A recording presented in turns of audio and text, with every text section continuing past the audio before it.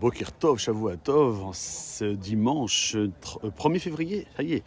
Et oui, mais on voit que derrière moi, Baruch Hashem, le ciel est bleu, car ce soir et demain aura lieu une fête il y a une chanson qui se traîne dans les écoles d'Israël, Tu Bishvat Higia, Hag Lailanot.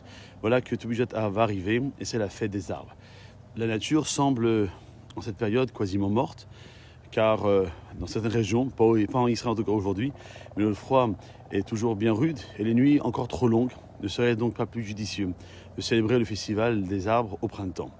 Le Rav Shimshon Raphaël Hirsch, qui n'habitait pas en Israël, et donc c'est peut-être pour ça qu'il réfléchissait comme cela, il rapporte souvent que les hommes ont tendance à porter des jugements hâtifs et superficiels, alors que la Torah nous invite à être circonspects dans le jugement, à nous attacher à l'intégrité des choses, comme le rapport des Pirkei Avot, et vous, Metunim Badim. Il faut être circonspect dans le jugement. Il faut ne pas regarder l'apparence d'une chose, par exemple l'extérieur d'une cruche, mais plutôt ce qu'il y a à l'intérieur de cette cruche. Dans la culture occidentale, l'hiver a une connotation négative.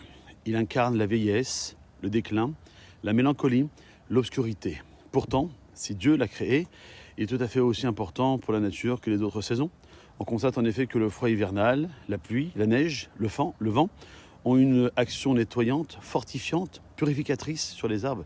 C'est bien ce nettoyage annuel qui assurera, qui permettra aux arbres de produire des fruits de bonne qualité au cours des saisons suivantes. D'ailleurs, le mot hébraïque choref, qui veut dire l'hiver, est bien loin d'évoquer la vieillesse. En effet, ce terme signifie la prime jeunesse, cette tranche de vie durant laquelle nos potentialités encore endormies commencent peu à peu à s'épanouir. Eh bien, c'est un peu comme cela qu'on a essayé de comprendre que, comme le dit Rabbi Nachman de Breslev dans son fameux Likutei Moharan, quand ce temps de Tu Bishvat vient nous réconforter au plus noir de l'hiver, en nous enseignant que les épreuves et les difficultés que nous traversons, ainsi que les nombreux sacrifices, doivent être perçus comme des opportunités qu'Akadosh Baruch Hu nous donne.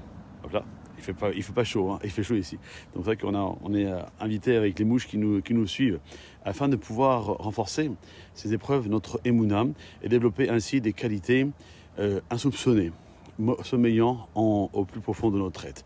Et si les rudesses de l'hiver ne se préparaient pas au beau temps du printemps, qui est synonyme de la Géoula, de la délivrance, qui ne saurait tarder et que nous attendons ardemment. Alors mettons-nous en piste pour que, merci Hachem, ça arrive très prochainement. Tu Bishvat Sameach Kol Tov.